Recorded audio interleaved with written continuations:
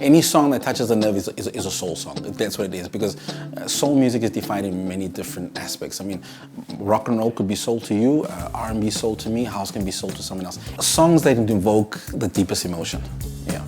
I think the best piece of advice I got about radio is I think you have to listen to radio from a listener's point of view as opposed to a broadcaster's point of view.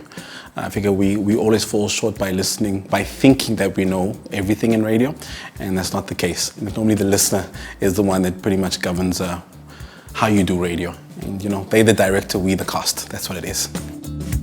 Every single Sunday I come through and have a cup of coffee, an hour, or a cup of tea an hour before the show, and just sit back and think, that's it. And then I open up the window and I just get that nice Sandton fresh air when everybody's left Sandton on Sunday. It's really a nice place to be at, yeah.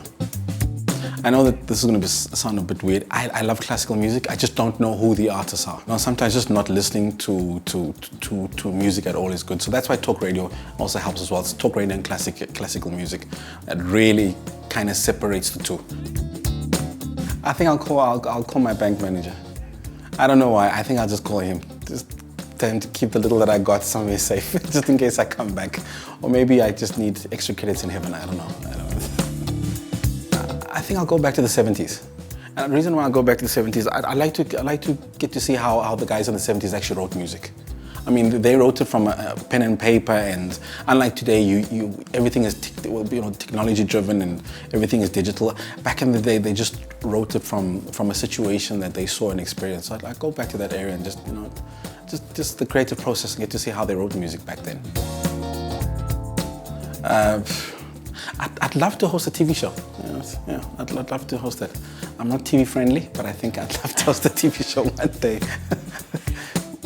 Sometimes at the airport you get to jump queues, and sometimes when the air hostess knows you, they get to put you in business class.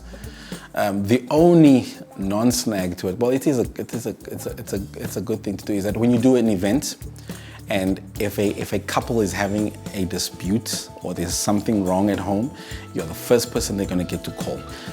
We have this connection that they think I've got, which I don't necessarily have at most times, but somehow they think I do because the songs that we get to play. Yeah. Every single time I've been on air, especially the time slot that I've been in, I've always had 12 to 3. It's always been cooking. It has always been a connection to cooking. And I think cooking, when you cook, I think there's some part of your soul that goes into the dish.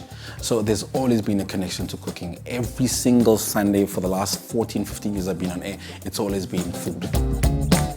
In February, when Tabisila gave me a call and she told me I'm starting with the next Sunday, that was a surprise.